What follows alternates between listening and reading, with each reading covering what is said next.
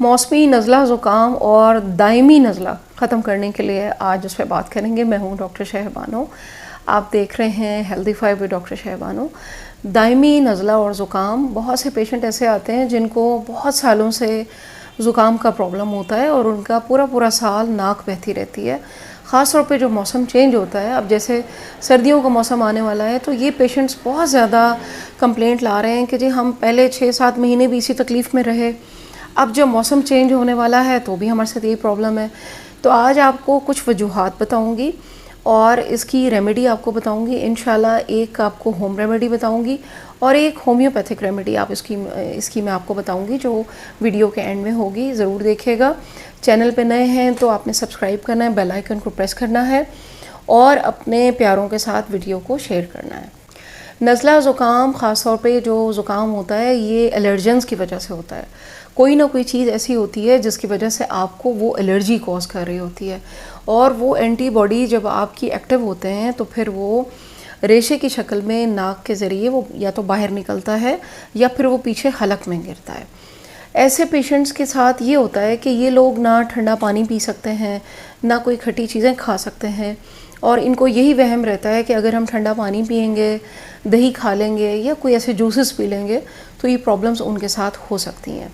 लेकिन आपको ये बताती चलूँ कि जब भी आपको ऐसे प्रॉब्लम्स आएँ तो आपने अपने पास खुद ये चीज़ें नोट करनी होती हैं कि कौन सी ऐसी चीज़ है जो आपको एलर्जी कर रही है, क्योंकि इसकी वजह कोई ना कोई पीछे होती है। बहुत से मरीज़ों में ऐसा देखा गया है कि पूरी पूरी रात नाक बंद रहती है और सुबह उठते हैं तो नाक बहना शुरू हो जाती है।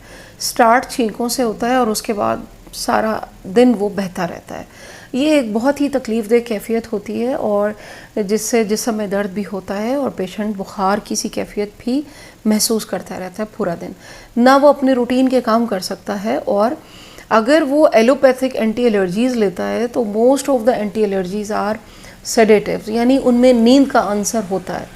आप वो खाएंगे तो कुछ टाइम के लिए आप सो जाएंगे, तो वो जो आपकी सेंसिटिविटी बन रही थी वो थोड़ी देर के लिए सप्रेस हो जाती है और आपको सुकून देती है वो टैबलेट। लेकिन ये इसका मुकम्मल इलाज नहीं होता। इसका इलाज ये होता है कि एक तो आपने अपने खाने पीने की चीज़ों पे ध्यान देना है। कुछ लोग ऐसे मौसम में जब रात को चावल का इस्तेमाल करते हैं तो आपने नोटिस करना है कि नाक रात को बंद रहेगी और सुबह आपको छींकें आएंगी और फिर आपका नाक बहना शुरू हो जाएगा। और रात में अगर आपने कोई ठंडा मशरूब पी लिया या आपने कोई खट्टी चीज़ें खा ली तो वो प्रॉब्लम करेंगी। इसमें आपने एक तो ये चीज़ें खुद नोटिस करनी होती हैं।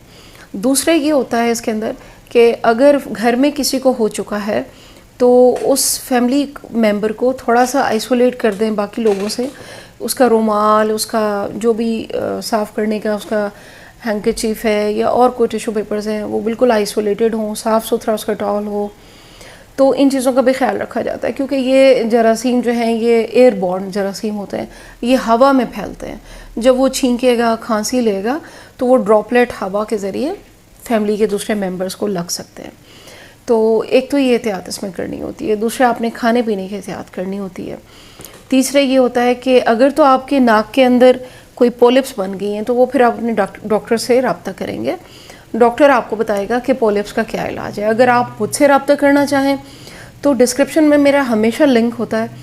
आपने अगर मुझसे विज़िटिंग करना है, मैं वॉक इन बेस्ड हूँ, और अगर आपने मुझसे ऑनलाइन कंसल्टेंसी लेनी है तो भी आप मुझे व्हाट्सएप मैसेज कर सकते हैं। उसमें फिर ये होता है कि वो भी एलर्जी कॉज करते हैं। ये जो नेज़ल पॉलिप्स होते हैं उसका ट्रीटमेंट थोड़ा सा डिफरेंट होता है। लेकिन अगर पॉलिप्स नहीं है तो फिर आपको एलर्जी है, कोई ना कोई चीज़ आपको ट्रिगर करती है जिसकी वजह से ये आपको प्रॉब्लम होता है। तो ये बात हो गई। अच्छा, अब आ जाते हैं जी इसके एक सिंपल होम रेमेडी के ऊपर। इसकी सिंपल होम रेमेडी है जो मैं ख़ुद भी आजमाती हूँ, अपने बच्चों को भी करती हूँ, यूज़ करवाती हूँ, मैं फैमिली फ्रेंड्स को भी बताती हूँ और नहायत ही मौसर रेमेडी है ये।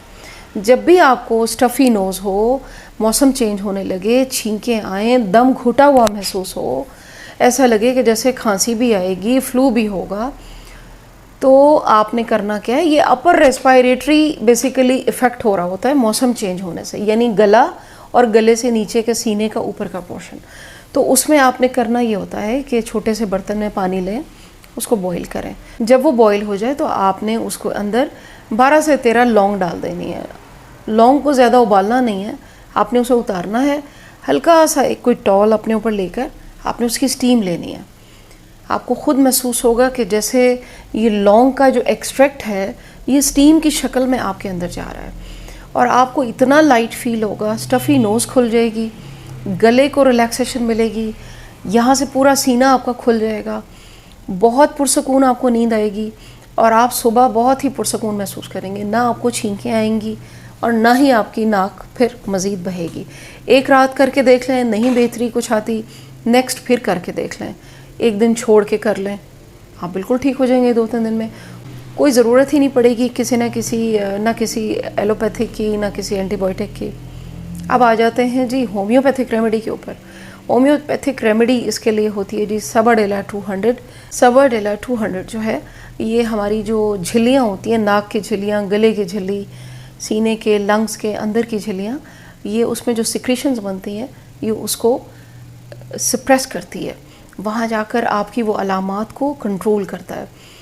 तो आपने ये ले लेना है और इसके 2-2 कतरे, आपने 3-3 कतरे दिन में 1 बार या 2 बार आप कर सकते हैं अगर आप 200 में ले रहे हैं। तो ये आप इस्तेमाल करें अपने घर में। अगर किसी बच्चे को हो रहा है तो सबाडेला आप बच्चों को भी दे सकते हैं दिन में 1 बार।